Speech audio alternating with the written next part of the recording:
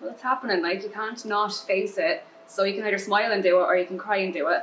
And I feel like if you curl up in a ball and just take on the negativity, it would be so much harder of a fight than if you just try and stay positive, have happy days, have your cry, but the next day wake up and be like, right, let's do this. My name is Trina. I'm from Wexford and I'm just gone 35. I was 35 last week. I was diagnosed the 18th of October last year, so almost a year to the day now since I've been diagnosed. It was decided that I would have 8 rounds of chemotherapy first, then I would have what they thought would be a lumpectomy, which wasn't successful, so I had a single mastectomy with no reconstruction, and then I had 25 rounds of radiotherapy. It's not been a great journey, as anyone would say, I suppose, but I was very much of the mindset that I wasn't going to let this be a negative thing, that I was going to turn it into something positive and get my story out there, share awareness and make people aware of what's going on, show the good and the bad days. But obviously there was good days and bad days. My good days far outweighed my bad, but the bad were bad. Like, there was times where I thought it would be easier just to go to sleep and not wake up because I was in so much pain.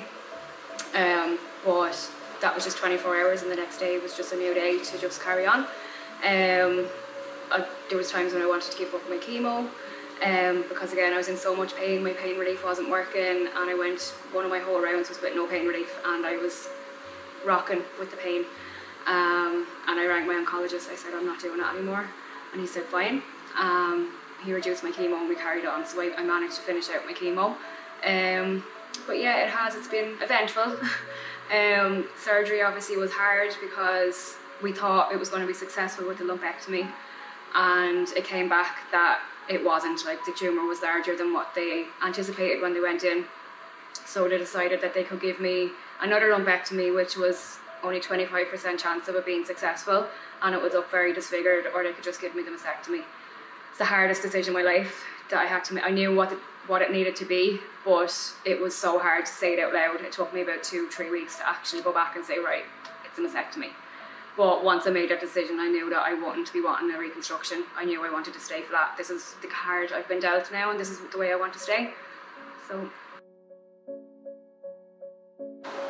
after my surgery, didn't really affect me that much. There was one day that affected me, and that was the first day that I had my shower. My mum dropped me home, and I put a t-shirt on. I wasn't wearing a bra, obviously, because it was painful, like. And I just had a t-shirt on, and I looked down and I could just see, like, one side was flat, my hair was bald, and it was the hair that affected my femininity more than my chest, like. But just, I felt horrible. I just felt like I'm not a woman who's ever going to want me. Like, you know, I'm the girl that had cancer. Oh, look at me, I'm bald, I've no eyelashes, and now I've no boob. Who's going to ever want me? And it was very much that mindset. But I quickly got over that, over the chest part. With the hair, I struggled with up until maybe a month ago when I dyed it blonde. It was always the hair was the femininity for me. You're obviously mindful of what clothes you're putting on, because like that, you're going through surgery, you more than likely have radiotherapy after. So I've gone months without wearing a bra until I actually got the THEYA Healthcare ones, and I got it a week before I finished my radiotherapy, and it was the first bra I'd worn, and it was so comfy. I was so like scared putting it on because I was so sore, but it was so comfy, and now it's like second skin, really.